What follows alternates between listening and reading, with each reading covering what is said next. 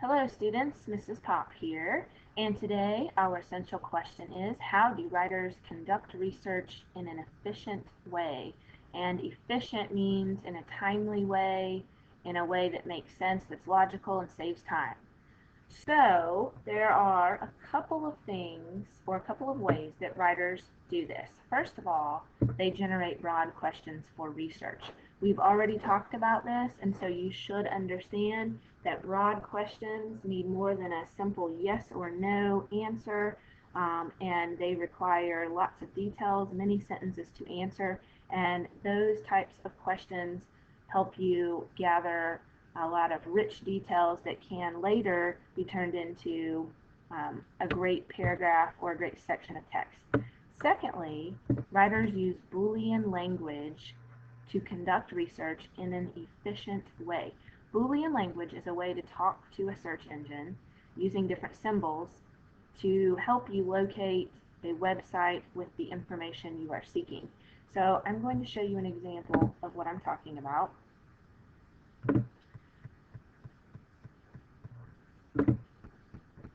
Sorry, got a little confused. Here's an example of some questions that a writer had. Originally, she wanted to find the answers to these questions. Why do wolves live in a pack? Who is the leader? Can wolves leave their pack if they don't get along with the leader? Now, she knew that at least this one, who is the leader, is not a broad question. Really, that could be answered with one quick sentence. The others, this one is a great broad question. This one, the last one here, also is a pretty narrow question. Can they leave? Yes or no? It could be answered with a simple yes or a simple no. So what she did, I like what she did. She took all of these wonderings here and she combined them into a big overarching question. You see here at the top, what is life like in a wolf pack? So in this section, by making her question more broad, she can still answer all of these sub-questions underneath. So here she is. She's ready to do some research. She's looking for the answer to this question, what is life like in a wolf pack? So she's going to a search engine like Google, and if she types in wolf pack, this is what comes up. We've got some different images here, but she's not ready for images. She needs information. So down here, it's talking about NC State.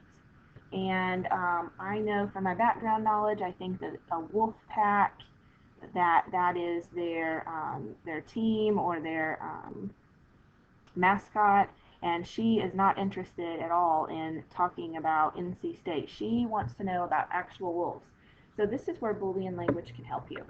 If you use certain symbols, for example, quotation marks around what you're searching for, life in a wolf pack, and then you put quotation marks after the phrase, what you're telling the search engine is that you only want websites that have all of these words in this order.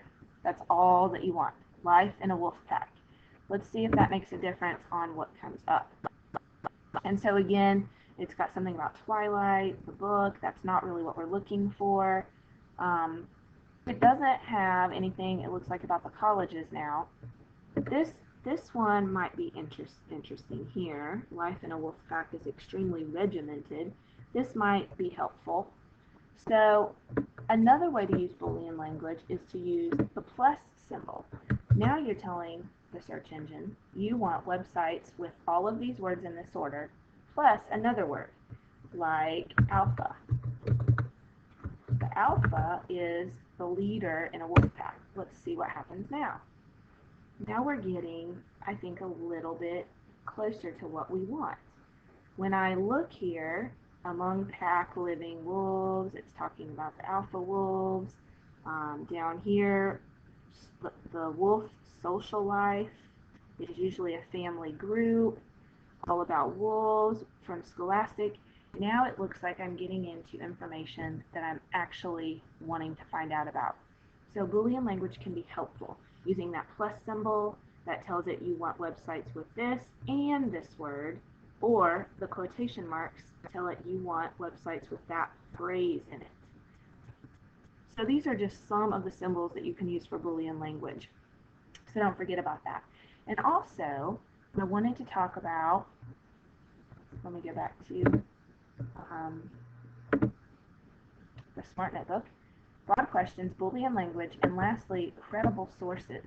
If something is credible, it's trustworthy and believable. Anybody can make a website. So you have to be careful as a writer when you're conducting research that your websites where you're finding information, they're accurate, that they're actually factual. And one strategy you can use is looking for .orgs instead of the .com. Anybody can make a .com website. .org, those are usually reliable, or .net, you can see down here. Another one is .edu. So you can look for those. Also, if you recognize, like Scholastic, I recognize because I use that as a teacher a lot of the times. You may recognize something that looks familiar, or a newspaper article, you recognize the newspaper or the journal.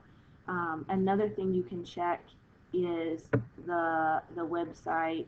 If you're reading it and it doesn't seem, if you see errors in grammar, or if the information doesn't match some of the information you're finding on other websites, that's kind of a red flag. So it's important as a researcher that you're thinking and questioning, is this accurate or is it not? And that can be tricky, and that can take time to work on.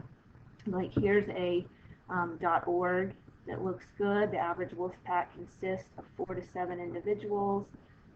Another .org, and so it helps when you use the Boolean language, I think, to pull up some very valid websites. So as you begin to conduct research, remember, hopefully you've already written broad questions, use Boolean language to save yourself some time, and make sure your sources are credible, and also make sure you are citing your sources. If you get information from a website or a photo, you have to include that website in your writing to give it credit. So happy researching.